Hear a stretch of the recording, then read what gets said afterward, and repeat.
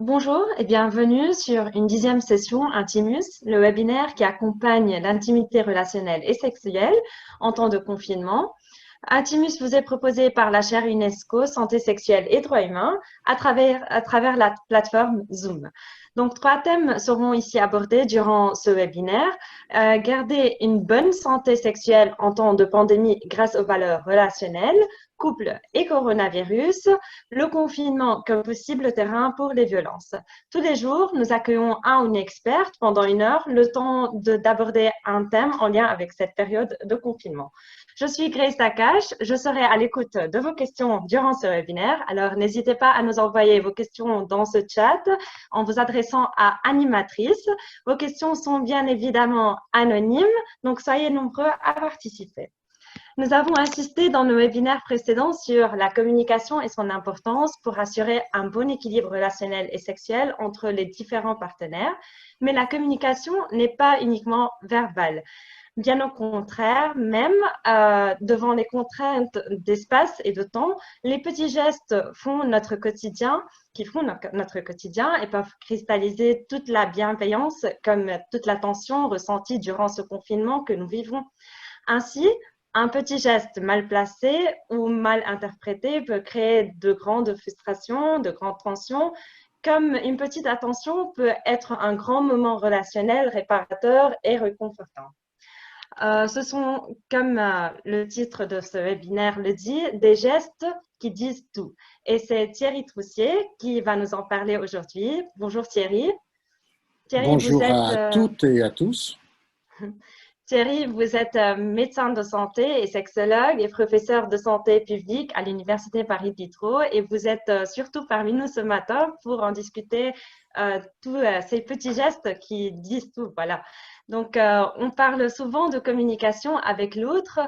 Qu'englobe cette communication? Est-ce que ça englobe seulement les mots, la parole ou il y a encore d'autres choses? Bon, donc commençons à définir un peu ce qu'on pourrait appeler la communication, surtout dans un espace confiné et dans un temps qui est modifié, puisqu'on a plus de temps par rapport à l'autre et que l'espace, c'est rapetissé. Donc ça amplifie les différents moyens de communication. Bien évidemment, il y a les mots, le langage. Alors, il y a une différence entre les mots, le logos, je dirais, et le langage, parce que le langage associe des mots et la façon de le dire de façon culturelle et la façon dont on a été éduqué. C'est une partie de la communication, bien évidemment, mais ce n'est pas la seule. Une grande partie est plutôt dans le langage non verbal, c'est-à-dire, nous le verrons, parce que je pense qu'on abordera cette thématique, à travers la posture, à travers les gestes, les petits gestes, comme vous disiez tout à l'heure, ou à travers le regard, ou à travers surtout la dynamique. Par exemple, la posture, c'est surtout le changement de position qui fait que, au cours d'une interaction avec l'autre, on va se dire, ah, là, il y a une réaction, mais qui n'est pas verbale, mais une réaction non verbale, et c'est de faire attention à ces réactions. Et puis ensuite, dans la communication, ben, ce n'est pas seulement une communication qui se fait entre deux personnes, ça peut être aussi des gestes qu'on n'a peut-être pas l'habitude de faire ou qu'on a l'habitude de faire et que l'on va mettre en place pour attirer l'attention à l'autre, pour montrer sa bienveillance, pour lui dire que l'on est là et qu'on soutient. En fait, c'est des petits gestes qui ont l'objet de transmettre un message. Je Mhm. terminerai sur des généralités encore sur la communication.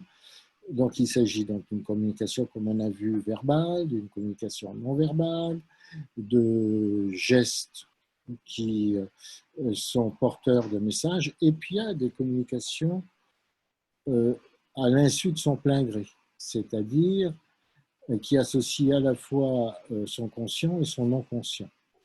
Et Mhm. donc, on transmet à l'autre une communication dont on est nous-mêmes parfois pas capable de décrypter à l'intérieur de soi-même.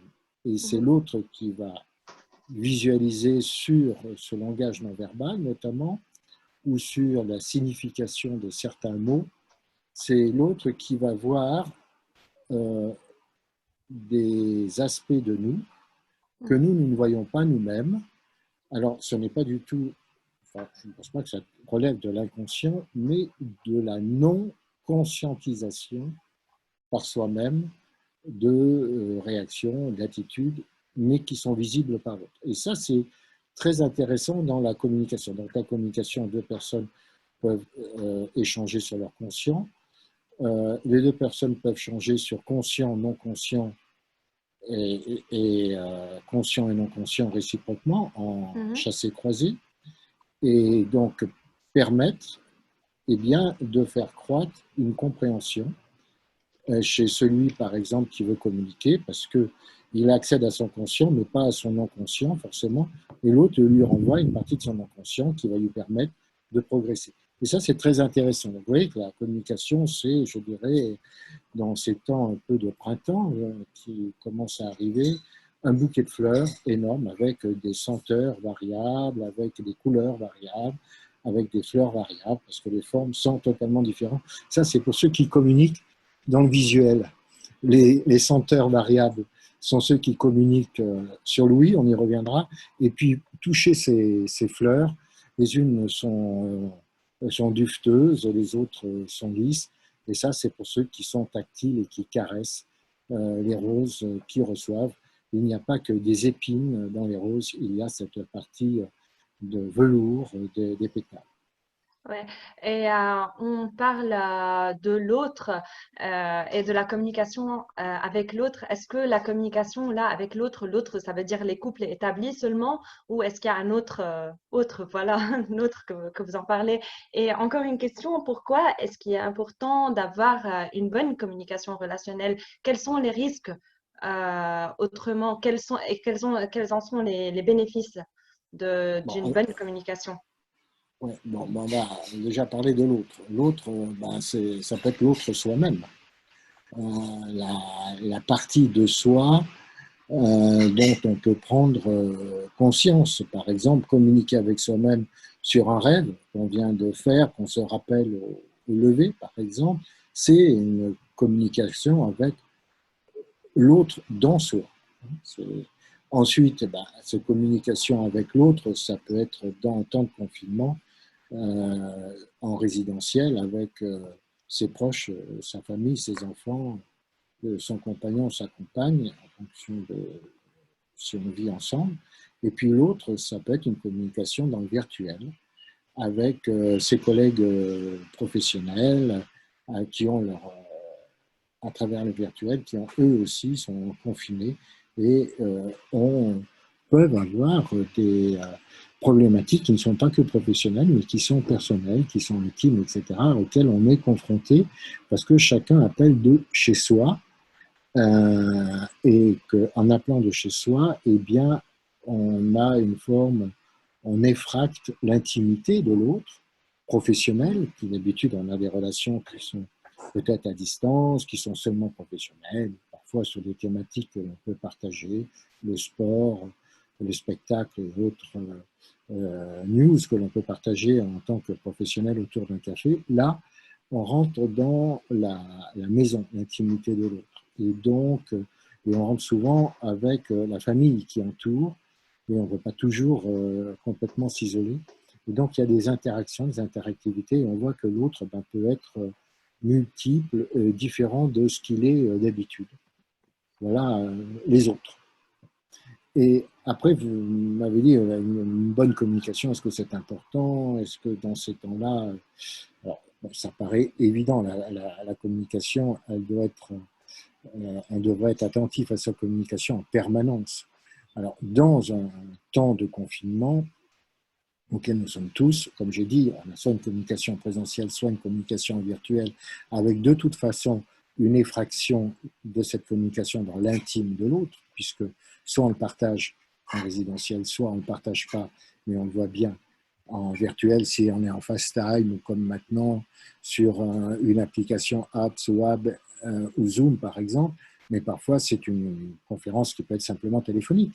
Et l'autre n'a qu'un son, mais son souffle, les bruits en arrière-fond sont souvent inhabituels. Et, Voilà.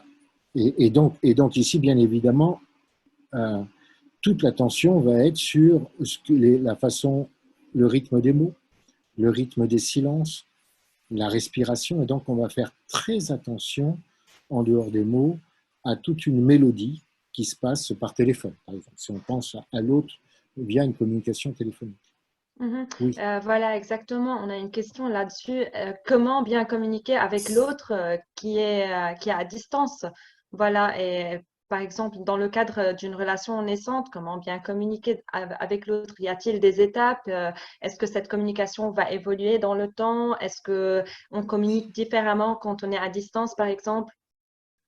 Alors oui, bien sûr. Non, c'est pas parce qu'on communique à distance, admettons, bon, si on se voit, ça fait donc une prise de contact visuelle, et donc ça va nous permettre de suivre le langage non verbal de la personne qui est devant nous, comme vous me voyez et comme je vous vois.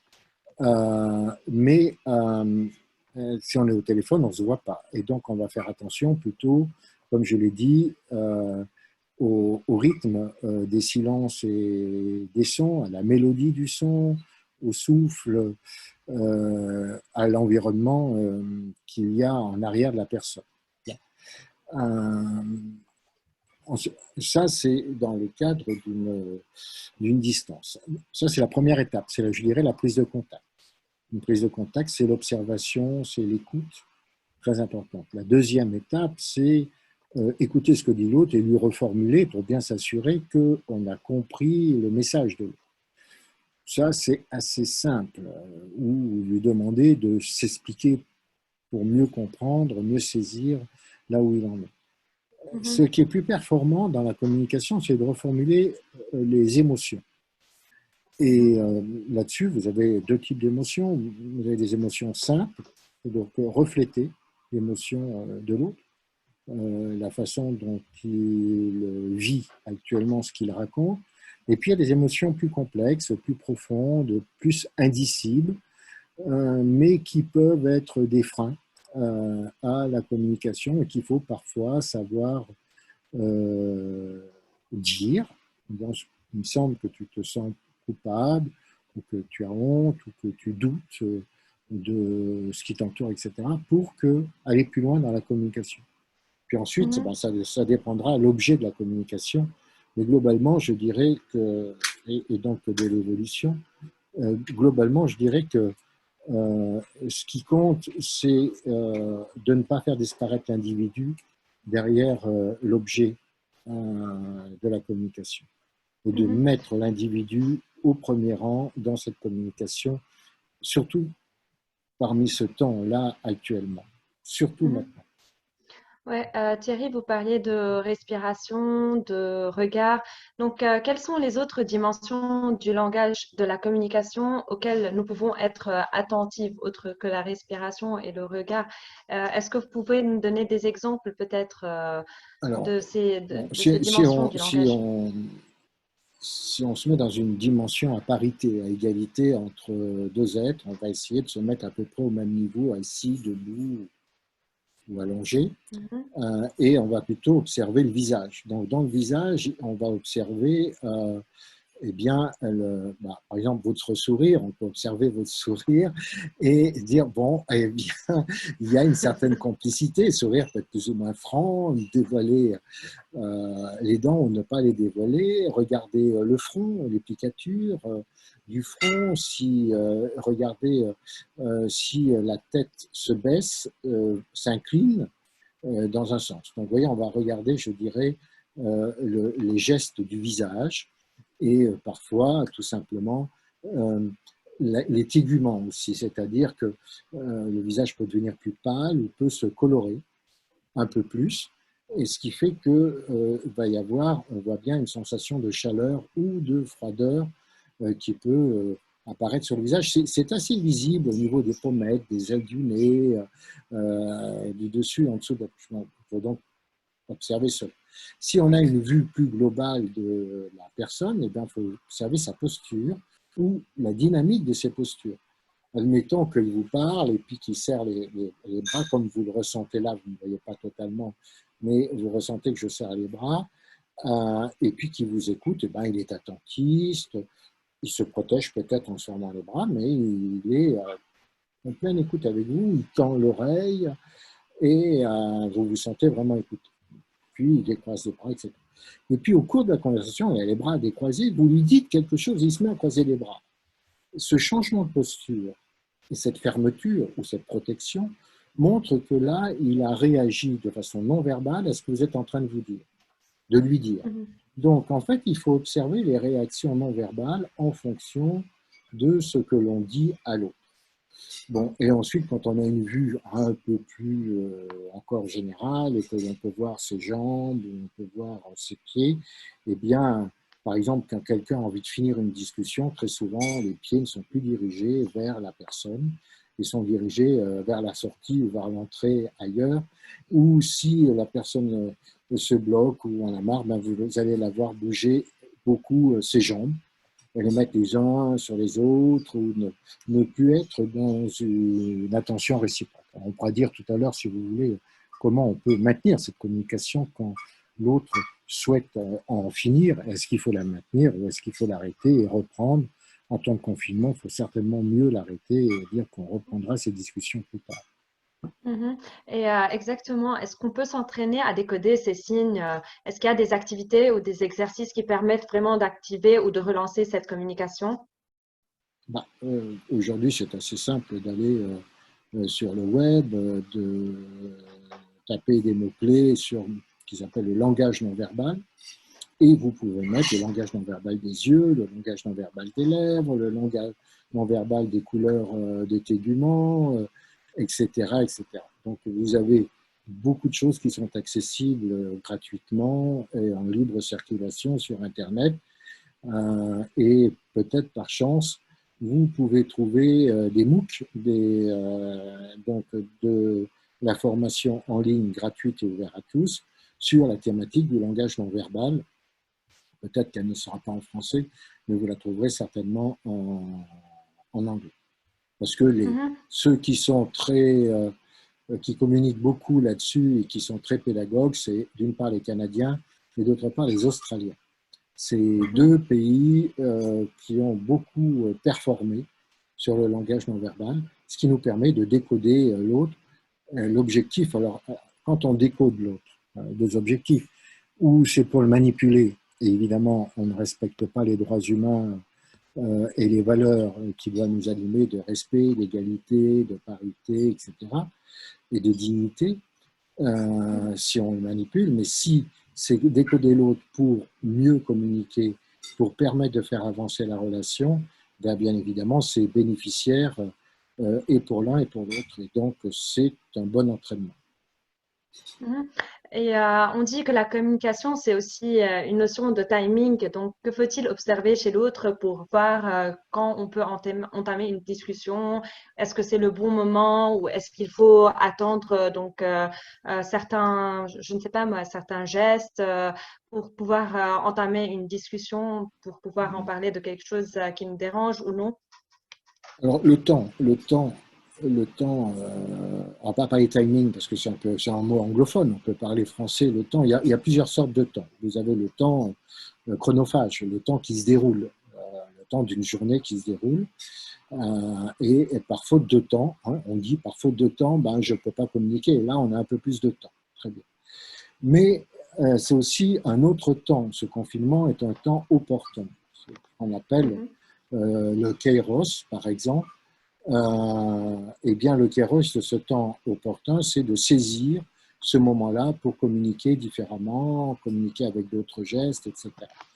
Et puis, on peut se dire, oui, mais alors là, ça n'a pas marché aujourd'hui, eh bien, réessayez demain, parce que vous avez un temps qui s'appelle aion en grec, qui est le temps qui revient comme une saison. Vous savez, comme chaque jour, vous avez un matin, un midi, une après-midi, un soir, une nuit, et fort heureusement, ça revient. Et donc, ce que l'on n'est pas arrivé à faire aujourd'hui ou à dire ou qui n'a pas fonctionné, eh bien, il faut savoir remettre euh, un peu plus tard, à des moments parfois différents de ce temps, et compter sur justement le fait que le temps n'est pas tout à fait cyclique, mais il est comme une spirale qui avance tout doucement, mais qui revient sur des mêmes périodes, mais jamais exactement la même chose, parce que, bien évidemment, tout ce qui est le présent n'est pas ce qui était l'hier et n'est pas encore ce que va être l'avenir.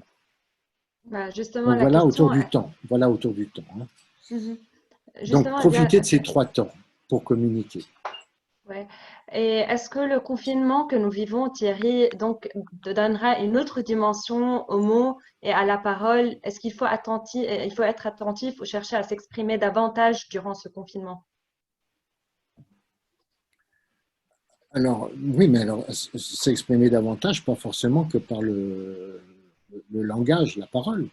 S'exprimer Mhm, davantage peut-être par sa façon de s'habiller, la façon de regarder, la façon d'avoir des petits gestes au quotidien. Et les petits gestes vont être variables en fonction que si le couple va bien, ou la famille va bien, ou si le couple va pas bien, ou la famille est en tension. Donc évidemment, on ne va pas utiliser les mêmes petits gestes euh, pour résoudre soit des problèmes de communication, mhm, soit faire prolonger une bonne communication qu'il peut y avoir dans un environnement de confinement. Donc il y a des gestes qui sont variables, il y a des petits trucs.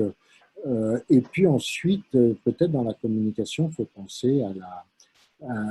penser à ne pas toujours faire à pas toujours faire les mêmes gestes à la même heure. Je pense par exemple à la sexualité, puisque la chaire UNESCO, c'est santé sexuelle et droits humains. Il n'y a pas que les mhm, valeurs des droits humains auxquels on est attaché. Il y a aussi le bien-être lié à la sexualité, qui est la définition de la santé sexuelle. Eh bien, peut-être c'est changer ses horaires habituels, entre guillemets, de sexualité ou de relations intimes pour en créer de nouveaux, pour déstabiliser, par exemple. Donc, modifier ses horaires. mhm. C'est Et des exemples. on a un petit témoignage. Donc, j'ai l'impression que mon partenaire n'est pas du tout attentif ni présent et je le vois tout le temps tendu. J'ai l'impression que mes émotions euh, ne sont pas accueillies et que je vois que la discussion est plutôt part vers un sens unique. Voilà, comment faire et que faire. Bon, ben, il est pendu, on imagine, au fil de l'actu et des réseaux sociaux sur peut-être son ordinateur ou sur son smartphone. Vous imaginez ça, par exemple, et prête moins attention à ce temps-là. Même si le temps est énorme, vous savez qu'en moyenne, hors temps de confinement, la moyenne est de 2 à 3 heures par jour, ce qui est énorme au total. Et en temps de confinement, eh bien, on aura certainement des statistiques où peut-être déjà il y en a qui sont sortis. On va certainement exploser nos temps moyens de, de vision et d'attachement à ce lien virtuel. Alors, il reste quand même une grande partie de la journée et de la nuit qui est un temps partagé. Alors, c'est l'occasion peut-être voilà, quelques idées, de revoir ses priorités dans le couple, mettre en place une communication autour du jeu, faire des jeux en commun, ou peut-être, comme dans faire des jeux ensemble, et être partenaire pour, par exemple, comme dans un escape game virtuel, réussir une mission en moins de 60 minutes. Donc, se servir de son partenaire comme un coéquipier autour de jeux qui sont souvent disponibles gratuitement sur nos smartphones ou sur le virtuel. Mais de le faire à deux. Mhm. Euh, si, euh, et se fixer peut-être des temps de travail ou des temps de communication avec les autres via ces réseaux sociaux pour en réserver en présentiel et partager. Par exemple, et globalement, là, vous m'avez parlé aussi d'émotions. Exprimer ces émotions, que ce soit de déception, de colère ou de frustration Mhm. devant des attitudes que l'on trouve peut-être, que l'on trouve certainement non écoutant, non respectueuse vis-à-vis de soi, surtout qu'on est dans la même pièce ou dans le même appartement, ou dans la même maison, dans le même espace. Et donc, Mhm. faire remarquer à l'autre que ce temps-là est important. Aussi, on a une question, quelqu'un qui a dit j'ai du mal à exprimer ce que je ressens et ce que je pense, comment faire? Est-ce qu'il est toujours facile de dire ce qu'on pense et ce qu'on ressent envers l'autre? Je vous pose encore une question, voilà, on aura le temps de répondre à toutes vos questions, on en a plein aujourd'hui. Peut-on attendre de son partenaire ou de sa partenaire, voilà, qu'il comprenne ce qu'on souhaite ou ce qu'on désire, ce qui nous plaît ou ce qui nous plaît pas, sans forcément verbaliser notre pensée? Oui, Voilà, alors. moi, je pense que c'est la réponse, bien évidemment, et oui.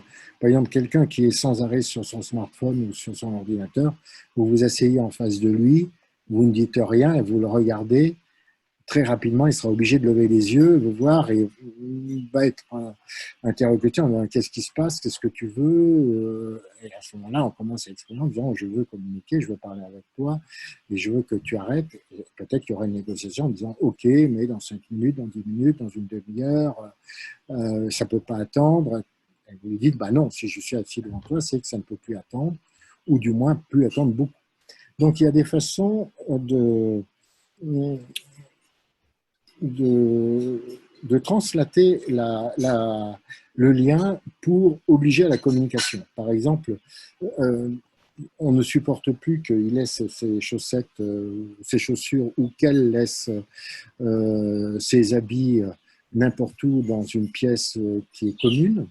Mhm. Eh bien, si il ou elle n'a pas été capable d'entendre la demande de l'autre qui souhaite avoir un environnement qui soit rangé, dans lequel il puisse ranger dans sa tête aussi que si hein, il a un environnement avec des objets qui ne sont pas à leur place, le perturbent dans son travail, sa réflexion, dans son intimité, et qu'ils ne savent pas entendre, eh bien c'est faire voler une chaussette, c'est-à-dire prendre une pince à linge, mettre la chaussette à la hauteur de ses yeux, mettre ses chaussures à la hauteur de ses yeux, ses vêtements, etc., pour qu'il se rende compte l'insupportable. Et donc, c'est de faire ce qu'on appelle souvent des chunk-ups, c'est-à-dire augmenter, exagérer la communication, ce qui est dit, ou des petits gestes qui viennent des grands gestes, et qui obligent l'autre à être interloqué, à être interrogé, et qui va permettre de faire redémarrer la discussion ou redémarrer des comportements différents. Donc, on va être obligé d'utiliser des systèmes D à la MacGyver pour intéresser l'autre et le sortir de son cocon de communication dans lequel il s'enferme, peut-être même pour se protéger, parce qu'on est en période de confinement. Et donc, peut-être que son inconscient à votre partenaire lui dit referme-toi, isole-toi, sauve-toi si tu veux durer dans le temps. Surtout que, par exemple, eh bien, on ne peut plus faire, par exemple, de jogging, si on pense à Paris, avant 19 heures, donc il faut attendre la fin de la journée. Comment supporter quand on a la bougeotte, quand on a besoin d'exprimer ses énergies à travers des activités physiques. Voilà. Mhm. Donc, savoir faire des gestes de type chunk up et non pas chunk down, donc augmenter les gestes non verbaux de communication permet d'interroger l'autre et de l'arrêter dans son téléphone intérieur, dans sa propre communication intérieure, qu'il soit avec lui-même ou avec les réseaux sociaux dans lesquels il s'est inscrit, avec lesquels il dialogue. Et si on décide de se taire et de garder le silence, est-ce que ce n'est pas aussi une manière de communiquer? Dans la vie de tous les jours, oui, bien sûr. Se taire, garder le silence et attendre d'autres moments, évidemment. Dans un temps de confinement dans lequel on n'a que l'autre comme partenaire de dialogue, en dehors de ce que Mhm. l'on a sur les réseaux sociaux, ça va être difficile au bout d'un moment et ça risque de mettre des tensions à l'intérieur de soi-même, voire de mettre des tensions dans le couple qui seront pas peut-être dites, qui seront peut-être pas dites ou verbalisées, mais qui se montreront par le langage non verbal, et ces tensions seront ressenties par plus ou moins l'inconscient de l'autre, qu'il y a une tension dans le couple, et donc ça va gêner à la relation. Donc, je pense que dans un temps confiné et un espace confiné, mieux vaut dire ce que l'on a à dire, peut-être au bon moment, peut-être avec des mots différents, peut-être avec comme des idées en exagérant ou en ayant de l'humour. Par exemple, envoyer un message sur le réseau social de son partenaire, puisqu'il lit WhatsApp, eh bien, lui envoyer un message sur WhatsApp qui soit avec de l'humour, en Carrément. disant t'as de beaux yeux, est-ce que tu as vu les miens aujourd'hui, voilà. Donc, d'envoyer des messages d'intérêt Ouais. en utilisant le moyen dans lequel peut-être son ou sa partenaire s'enferme. Et Mhm. utiliser dans le même moyen de communication et l'interroger. Et Mhm. peut-être commencer à jouer à travers un réseau social, non pas à partager avec tous ses amis ou vu tout le monde, mais partager que par l'autre. Mhm. Et alors qu'on est dans la même pièce ou dans deux pièces l'une à côté de l'autre. Mhm. C'est des Et exemples. bah, on a une question.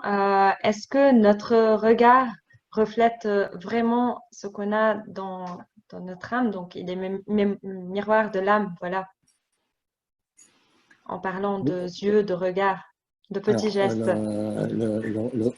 il y a, le regard peut être à la fois le miroir que certains vont appeler l'âme, mais le miroir d'un processus mental.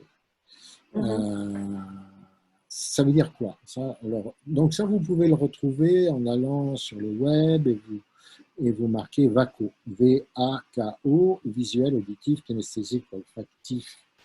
C'est un, une technique de communication qui peuvent s'appliquer notamment au visuel, je vais en parler là à Mhm. l'instant, qui va permettre de comprendre mieux le canal de communication de l'autre. Et puis ensuite, je parlerai, on permet de mieux comprendre le processus mental de l'autre. Alors, le canal de communication, on parle tous de façon plus de façon visuelle, avec des mots plutôt visuels. Et à ce moment-là, nos yeux sont plutôt tournés et sont au-dessus de l'horizontale quand on parle, le plus souvent. Où on a un canal plutôt auditif, où on est plutôt performant dans l'écoute, dans la Mhm. mélodie, dans la musique, etc. Les yeux, le plus souvent, vont de l'oreille gauche à l'oreille droite, à l'horizontale, où on est dans le kinesthésique, le toucher, ou l'olfactif, les sens du toucher et du ressenti. Et on a plutôt Mhm. les yeux en bas. On regarde plutôt, d'abord souvent la tête est plutôt penchée en bas, mais on a plutôt les yeux tournés vers le bas. Alors Mhm. ensuite, le processus mental. Le processus mental, de façon schématique, je dirais, il y en a quatre grands. Dans l'ici et le maintenant, les yeux vous regardent et sont en adéquation avec les vôtres, comme je les ai maintenant. Je vais penser à mon avenir et je vais tourner, moi, mes yeux du côté de la droite, et donc pour vous, de la gauche. Et je vais me Mhm. rappeler avant les temps de confinement et je vais tourner mes yeux le plus souvent à gauche dans ma mémoire construite. Mhm. Globalement, droite l'avenir, gauche le passé, c'est pour 70% de la population. Puis parfois, il y en a une minorité, mais quand même entre 20 et 30%, qui ont la mémoire à droite et l'avenir à gauche. Bon, Mhm. ça, oui, très rapidement. Ouais. Et ensuite, souvent, on regarde ses genoux, à gauche ou à droite. Donc, Mhm. quand on regarde son genou à gauche, c'est la façon dont à gauche pour soi, c'est son ressenti. C'est qu'est-ce que je ressens. Donc, moi, l'interlocuteur, on peut lui poser, mais alors, qu'est-ce que tu es en train de ressentir? Et si je regarde mon genou à droite, je suis dans mon téléphone intérieur, comme on dit, Mhm. et je vais poser la question, qu'est-ce que tu es en train de te dire? Il est en train de se Mhm. dire des choses, et son regard va en bas et à droite le plus souvent. Mhm. Où il ressent quelque chose, son regard va en bas et à gauche le plus souvent, mais ceci peut être aussi inversé. Voilà, donc vous voyez que le regard permet d'augmenter la communication et de mieux communiquer sur le processus mental de l'autre. Mhm. On a beaucoup de questions. Donc, une première question, ma partenaire passe son temps sur les réseaux. Est-ce que finalement l'enfermement dans cette technologie n'est pas une fuite? Quand je fais des gestes, quand ces gestes ne trouvent pas d'accroche, comment faire? Eh ben, Comment réagir? faire les mêmes gestes sur les réseaux sociaux sur lesquels elle s'est branchée, avec des émoticônes ou à bouger en disant je suis là, bonjour. Donc il y a des façons de se prendre une petite vidéo et l'envoyer sur un WhatsApp par exemple, hein, ça, c'est des choses importantes. Si vous voulez, au lieu de faire des gestes comme on faisait habituellement, si l'autre est sans arrêt sur les réseaux sociaux dans la pièce à côté et s'enferme dans ce confinement, voilà. Et surtout si elle commence à devenir addict. Est-ce que les réseaux sociaux sont une forme de fuite? Bon, ben ça a été déjà dit par Joël dans le dernier webinaire. Bien sûr que on peut éviter les réseaux sociaux nous permettent parfois d'éviter la présence à l'autre réelle, la présence du toucher, du visuel, du partage. Et c'est donc une fuite d'une mise en accord, en raccord avec son partenaire. Euh, et donc, évidemment, quand on est confiné, eh bien, on peut fuir la longueur du quotidien et par paresse. Moi, je pense que c'est ça, surtout par paresse de communiquer avec l'autre qui demande des efforts, eh bien, Mm. on s'enferme en pensant que la communication sera plus facile parce que plus éloignée et plus attentiste avec les autres au travers des réseaux sociaux. Voilà, Voilà. voilà ce que je pourrais dire. Donc, pensez surtout à lancer des messages et des émoticônes ou des petits visuels à votre partenaire à travers les propres réseaux sociaux sur lesquels il ou elle est branché en permanence. Mhm. Ou un Donc, gros cœur qui bat, par exemple. C'est intéressant. Est-ce que le confinement, finalement, serait une opportunité pour créer un nouveau terrain d'échange avec notre partenaire? Peut-être se rattraper, parler de choses desquelles on ne parlait pas forcément, ou parler autrement, ou communiquer même autrement. Donc, ce coronavirus changera-t-il ou il bouleversera la communication qu'on a toujours connue? Alors, c'est évident que la communication qu'on a toujours connue, c'est la routine. Et avec la routine arrive la paresse. Et avec la routine et la paresse arrive finalement la non-communication, une communication très légère, superficielle, et qui pose parfois des problèmes au niveau du couple, de la famille, de l'éducation. Alors, bien sûr qu'il faut, c'est le moment ou jamais de profiter de ce temps opportun pour surprendre l'autre dès le lever, pour surprendre l'autre dans un partage de tâches, pour surprendre l'autre sur des propositions de communication, pour surprendre d'autres parce que, enfin, je vais partager ma lecture ou je vais partager mon information que j'ai sur mon fil d'actu, que j'ai sur les réseaux sociaux. Surprendre l'autre parce que on modifie nos horaires. Peut-être de manger, de boire, de faire l'amour, surprendre l'autre parce que s'habiller, etc. Surprendre l'autre parce qu'on communique peut-être différemment qu'en présentiel et comme j'ai dit tout à l'heure, on peut communiquer aussi sur son canal de communication, cette fois-ci plus le système vaco-visuel, auditif et kinesthésique, mais sur le canal de communication qui est virtuel. Surprendre l'autre parce que c'est dessiner un cadeau qu'on aimerait lui faire, mais comme on ne peut pas sortir, que ce n'est pas un objet peut-être de première nécessité, eh bien on va lui dessiner un cadeau, on va lui envoyer un cadeau pour lui faire une surprise, pour l'éveiller et pour éveiller l'attention. Mhm. Voilà. Donc tous ces systèmes-là peuvent peut-être être mis en place en système de confinement et risquent de modifier, j'espère, au long terme, la communication avec l'autre quand on sera revenu dans des temps plus normaux, habituels. Malheureusement, j'ai peur que souvent la routine et la paresse, qui sont deux mauvaises conseillères dans la communication, reviennent rapidement. Il faut peut-être que ce moment de confinement rappellera à tous qu'il y a eu un moment de relation, de communication qui était, Mhm. comme on disait à une époque, énorme Mhm. par rapport à Et l'habitude. Thierry, est-ce qu'il est bon de tout dire? en période de confinement, donc de parler de toutes ces frustrations du quotidien, ou vaut-il mieux, par exemple, parfois tourner sa langue cette fois dans sa bouche avant de parler, afin de communiquer de ne pas communiquer sa mauvaise humeur à l'autre, donc une mauvaise humeur qui Euh, finira sans doute oui, par passer en leur. oui, je pense qu'il faut tourner sa langue 7 fois dans la bouche, comme toujours. Ça me semble extrêmement important. Et peut-être encore plus en temps de confinement, mais continuer à communiquer, ça c'est sûr et certain. Mhm. Euh, vous allez me laisser 1 minute parce que j'ai des bruits extérieurs. Est-ce que vous entendez ou pas? Oui, nous Non? entendons. D'accord. Eh Les bien, je bruits, vais. oui. Oui, d'accord. Je vais Oui, essayer donc de retrouver un peu plus de calme. Un instant. Et je vous propose de continuer par rapport à cette communication. Je suis désolé. pas grave. Donc, à toutes nos auditrices et tous nos auditeurs, n'hésitez pas d'envoyer des questions sur le Facebook Live et sur le chat.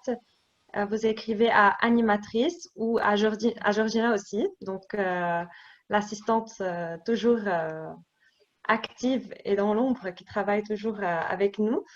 Euh, Bon, jusqu'à présent, on a abordé beaucoup de dimensions de la communication et voilà, on a Thierry avec nous. Ça Voilà, y est, il y a plus de silence. En voilà. tout cas, perturbé. Donc, vous voyez comme quoi l'environnement, en termes de communication, est très, très important aussi. Et que ça sert à rien de crier et d'hurler, parce que ça, c'est de la non-communication. Et quand il y a trop de bruit et trop d'environnement, ben, ça vient couper l'attention qu'on peut avoir. Et je souhaite avoir une pleine attention avec vous. Donc, je suis désolé pour ces 30 secondes Pas d'absence. grave, pas grave. Thierry, encore une question. Qu'est-ce qui peut être dit et communiqué autrement que par la parole? Peut-on aborder des choses du genre j'ai envie d'espace, j'ai besoin d'un câlin, ou comme par exemple comment faire pour comprendre les valeurs de l'autre et surtout si cet autre n'est pas un membre de la famille, par exemple. Oui, alors ça, c'est quelque chose de très intéressant. Quand on est dans une même famille, unis et depuis déjà un long moment, c'est que les valeurs sont partagées. Elles sont partagées à différents niveaux, ces valeurs, mais elles sont communes. Et donc, on s'est tous habitués à les vivre au quotidien et ceci ne pose pas un problème. Quand on est avec un ou une nouvelle partenaire, quand on est, par exemple, dans une famille recomposée récente, au contact donc d'enfants qui ne sont pas les nôtres, avec sa nouvelle compagne, eh bien, tant mieux si on a des valeurs communes, mais très souvent, en temps de confinement, va se révéler peut-être que les valeurs sont partagées, communes, mais elles ne sont pas au même niveau. Ce que je veux dire par là, c'est que on peut avoir des valeurs qui s'expriment différemment et pas au même niveau entre nouveaux partenaires. Et ça pose un véritable problème et souci qui va être augmenté dans cette période de l'espace et du temps. Alors, eh bien, donc, il faut en discuter, bien évidemment, en disant, en parlant de ce qui est positif, et donc d'avoir une discussion d'écoute, par exemple, comme je vous parle et comme vous me parlez, Grace, tous les deux, on sent que l'on n'a pas le dos collé à sa chaise comme ça, qui se laisse aller à discuter. Non, on est en avant, positionné, on a envie de communiquer ensemble. J'ai envie Toujours de prêt. communiquer avec ceux qui nous écoutent, ceux qui nous écouteront après, et ne pas cesser aller. Déjà, c'est une valeur. C'est une valeur de grande écoute, c'est-à-dire être en écoute, être en position d'écoute, être respectueux des questions que vous me posez et de tenter d'y répondre, plus ou moins bien, parfois plus ou moins performant, évidemment, parce qu'on n'est pas toujours au taquet, on n'est pas toujours expert dans tout et puis surtout en termes de communication, on peut tout réinventer et chacun a ses propres langages et sa propre culture.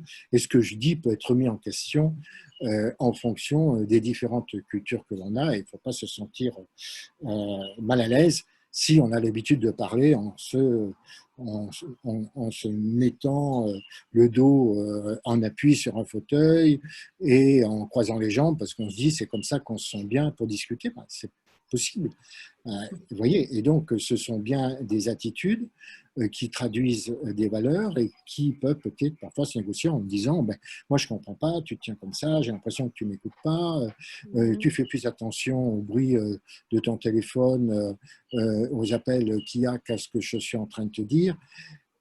Et tout ça sont bien des valeurs qui ne sont pas toujours les mêmes.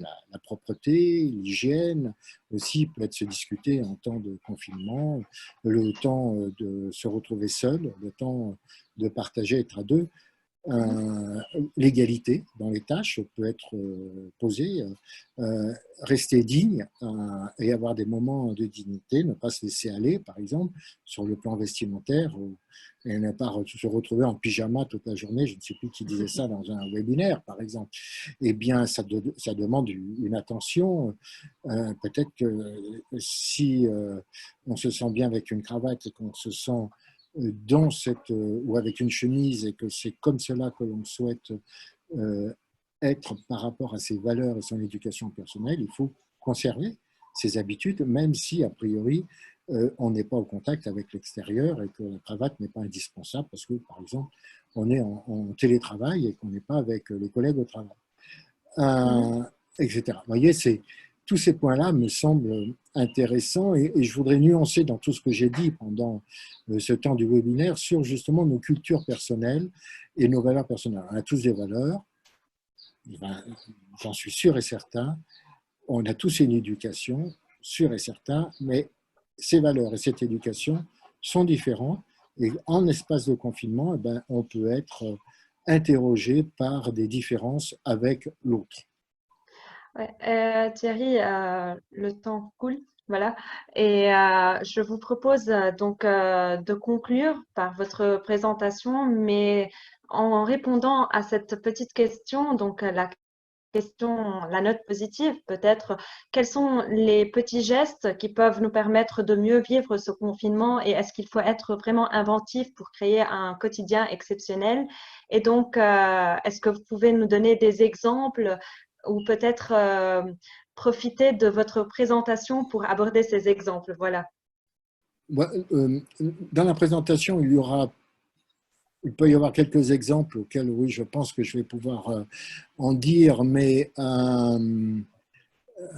je pense que c'est les petits gestes du quotidien comme apporter un café au pied du lit, comme partager une tâche ménagère qu'on n'a pas l'habitude de partager, d'envoyer, comme je vous ai dit, un cadeau par un système de réseau, par exemple, ou des petits SMS ou des messages ou des émoticônes, alors qu'on n'a pas trop l'habitude de le faire avec sa compagne ou son compagnon parce que on se voit fréquemment, c'est eh bien, complimenter l'autre, être bienveillant, lui être prévenant aussi, beaucoup plus que d'habitude. D'abord parce qu'on a le temps et qu'on n'est plus timé pour aller prendre sa voiture, son métro ou son bus pour aller au travail, qu'on voit l'autre vaquer à tous les jours et peut-être que s'intéresser aussi aux activités de l'autre et aux jeux de l'autre.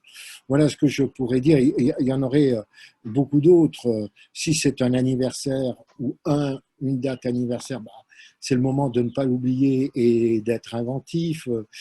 C'est aussi peut-être sa façon d'être dans une attention positive, win-win, comme on dit, gagnant-gagnant,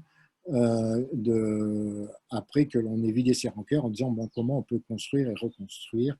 Et c'est vrai que ce temps et cet espace nous permettent peut-être, comme on a des séries télévisées ou des épisodes à la télévision, on repeint sa maison, on restructure sa maison, il y en a qui nous proposent de re-ranger sa maison, eh bien faisons-le à deux, repeignons à deux, rangeons notre maison à deux, et au sens propre et au sens figuré, ce que je veux dire par là, il n'est pas nécessaire de tout repeindre. Il n'est pas nécessaire non plus de tout ranger chez soi, bien que l'un et l'autre soient très intéressants, mais de faire des activités à deux. Et on va le voir, c'est comme ça que je conclurai. Eh bien, on sera certainement dans une relation gagnant-gagnant. Mhm.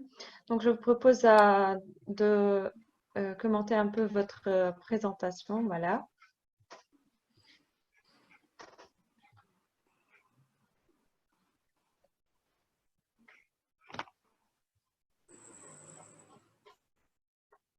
Bien, alors je dis à ceux qui nous écoutent, il y a toujours un petit décalage entre le moment où on passe La slide, les... Voilà, là, ça, il est sûr. Alors, moi, je vais commencer par ça parce que ça me semblait, voilà, splash, les lèvres. Alors, des lèvres, évidemment, c'est du pop art. Alors, qu'est-ce que j'ai choisi? J'ai choisi aujourd'hui de vous faire part quasiment que d'images, mais pas n'importe lesquelles, de l'art mural. ouais. Du street art. Pour quelle raison?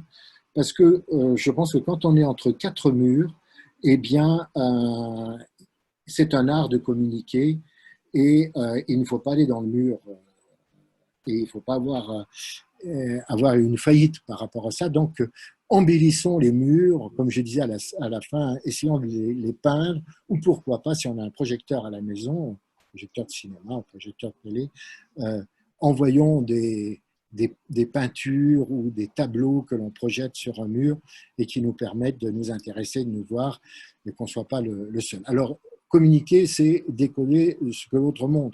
Bah, tout le monde est assez conscient de ces lèvres qui peuvent montrer une certaine béance et un désir. Et donc, on voit bien que le langage non verbal, on n'a pas besoin de nous dire ce que veut dire ces lèvres. On le comprend très bien. C'est transmission d'un désir, peut-être d'un désir de soi-même, la beauté, d'avoir des lèvres très bien dessinées, peut-être d'un désir de l'autre.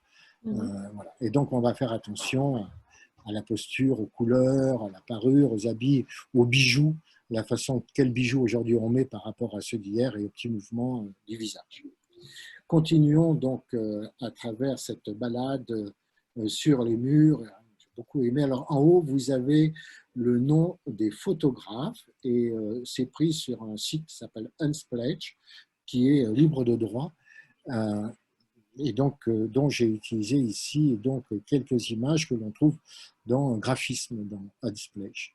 Alors crier, hurler comme le fait ce bon chien ou ce loup ben, ne sert à rien, ou comme le font ces différentes bouches qui sont tous sous forme d'un écran de télé ou d'un cadre carré, ne sert à rien pour se faire entendre. Ce n'est pas la bonne façon de communiquer, mais vous le savez maintenant, et voyez le cœur qui sort de cette bouche est bicolore. Chacun en tirera les conclusions. En tout cas, c'est certainement pas un cœur qui donne envie de se le approprier pour soi.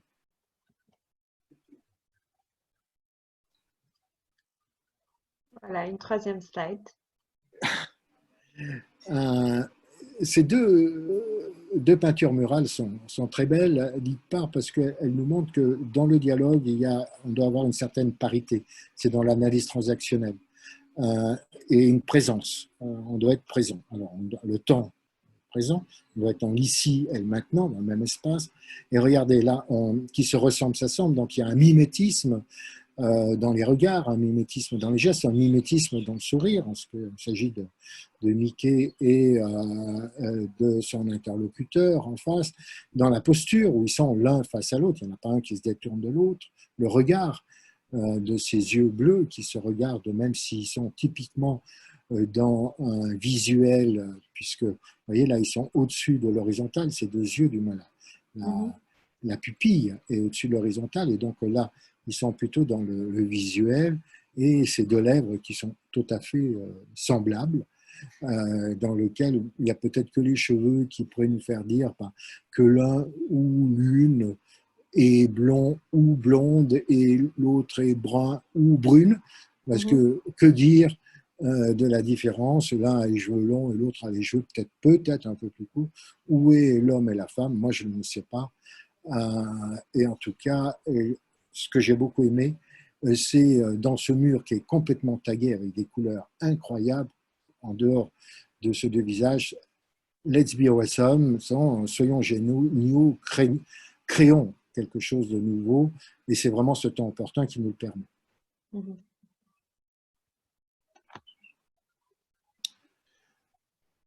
L'égalité.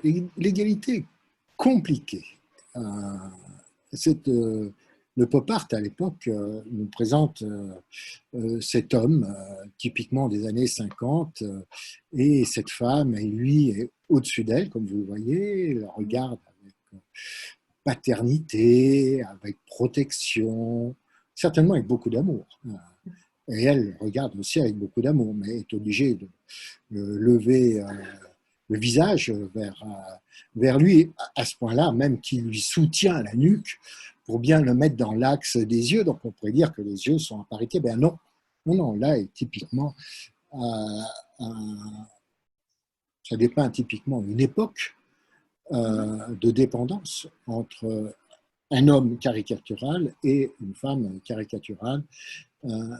Une communication égalitaire à deux, ce n'est pas, même si on n'a pas la même hauteur, ce que je peux entendre, ce n'est pas ça, et même s'il y a de la bienveillance. Alors, j'ai beaucoup aimé cette peinture murale bleu turquoise où c'est marqué « Équal, égalité », dans lequel on a des visages. Elle n'est pas plus grande, la photo est prise que comme ça, avec des petits arbres au-dessus, derrière les murs, qui croissent. Mais ce que l'on comprend dans ce que l'on voit, peut-être vraisemblablement mexicain ou Amérique du Sud, c'est qu'il y a une similitude dans les oreilles qui se suivent, vous voyez, dans les yeux, qui sont à peu près à la même hauteur, dans les couleurs, etc. Et donc, je trouvais ça extrêmement intéressant dans une communication égalitaire. Voilà, pour ce qu'il s'agit de cette diapositive. Voilà, une autre slide. Une autre slide qui associe le langage et l'amour, le cœur, love. Alors, les deux sont différents. Donc le langage, c'est un hymne à l'amour, je dirais.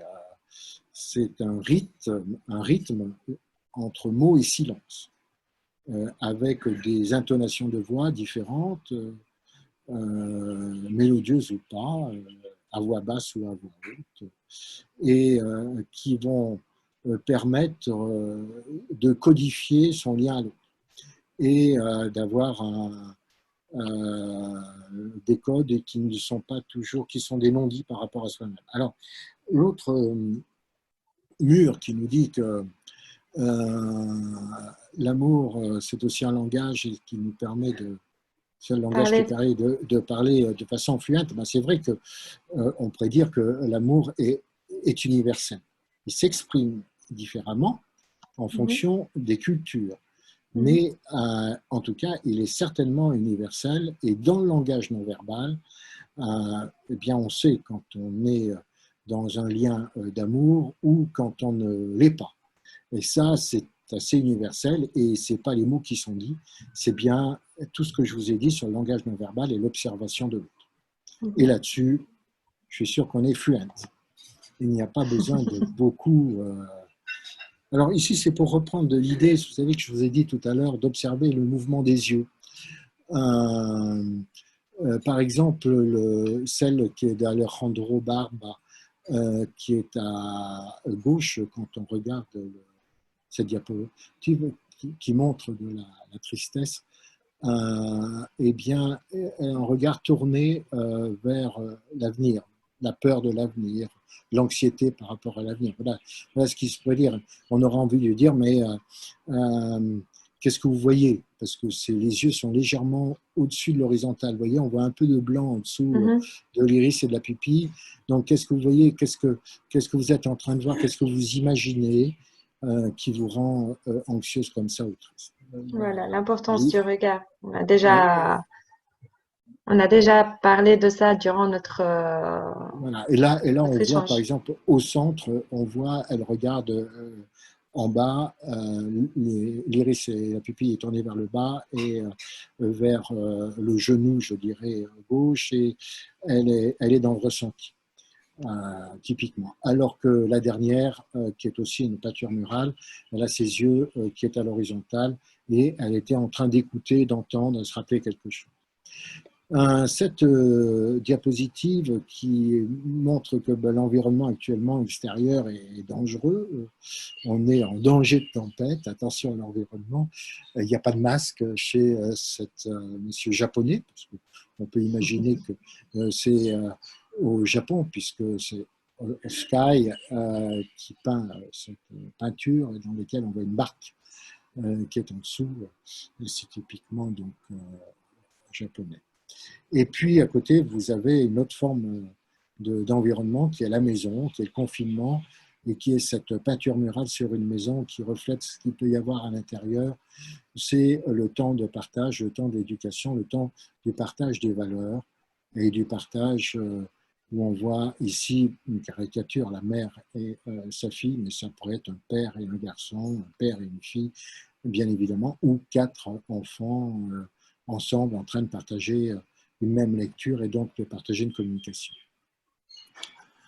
On retrouve Delbert tout à l'heure, on l'avait avec la femme qui était triste et qui regardait son avenir qui était anxiogène. Et là, c'est cette femme que vous retrouvez dans du même peintre, c'est-à-dire, et ils prennent un temps ensemble. Et, mais a priori, tout qui les oppose.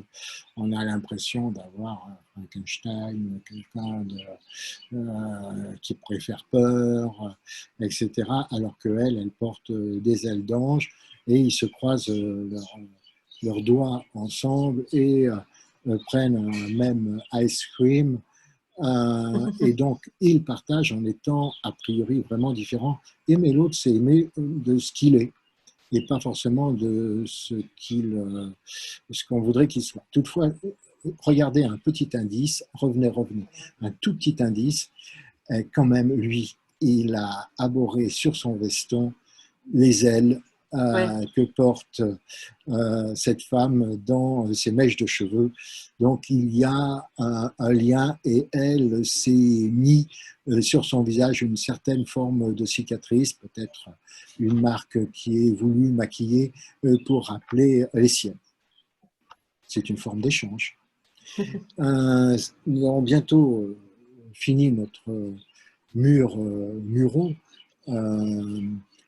Ce street art est extrêmement important. Et là, cette jeune fille qui fait son jogging, qui s'arrête un instant pour regarder ses mains qui supportent une boule et une croissance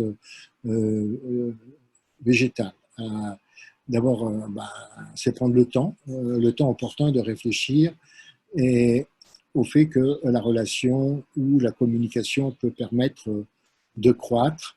Et là, c'est une personne seule qui regarde un mur mural. Et maintenant, nous allons regarder ensemble la dernière image que je souhaitais partager avec vous. Alors, c'est quoi ça? Ça, c'est un bateau de croisière avec une peinture sur le bateau de croisière. Et vous les reconnaissez, monsieur et madame Batman. Et regardez l'avantage. Superman. Oui, Superman. Ils sont tous les deux au même niveau. Il n'y en a pas un qui est beaucoup plus haut que l'autre. Oui, peut-être que la bouche est légèrement au-dessus des cursives, des fenêtres, l'autre en dessous. Mais il y a vraiment tous les deux au même niveau. Mais elle est en avant, lui est plutôt en arrière. Ils sont tous les deux vachement carrés. Et je dirais que la vie ou la survie dans ce monde de confinement, c'est une croisière. C'est peut-être aussi une longue croisière qui ne sera pas toujours tranquille en termes de communication. Et surmonter les intempéries, ça se fait à deux. Il faut quand même qu'il y ait la volonté de deux personnes pour communiquer. Et ce sera mon message. C'est peut-être le premier temps de la communication. Si c'est difficile aujourd'hui, eh bien, c'est demander à l'autre de prendre un temps pour communiquer et pour que la croisière soit réussie. Merci beaucoup Thierry. Donc sur cette note très artistique et après un échange vraiment très pratiques aussi, donc des conseils pratiques à tout le monde, mais aussi très intéressants. Je vous remercie Thierry. Bon, je Merci remercie bien. aussi nos auditeurs et nos auditrices pour leur participation, pour leurs questions. Je remercie aussi, comme toujours, Philippe à la technique, Philippe Le Guenidec, mais aussi Georgina Lepoul pour son assistance. Donc, c'était notre 10e session Intimus. Retrouvez cet échange sur la chaîne YouTube de la chaire UNESCO Santé sexuelle et droits humains d'ici quelques heures. Et à tous ceux qui aimeraient aller plus loin sur les thématiques abordées de ce matin, donc vous trouverez une bibliographie sur aussi la vidéo YouTube. Nous vous donnons rendez-vous ce vendredi à 11 heures sur le même lien pour parler encore plus de partage des tâches ménagères et d'équilibre dans le foyer en temps de confinement avec une nouvelle intervenante, donc Claude Diodanerla. D'ici vendredi, je vous souhaite un très bon confinement et une très très bonne journée. Merci.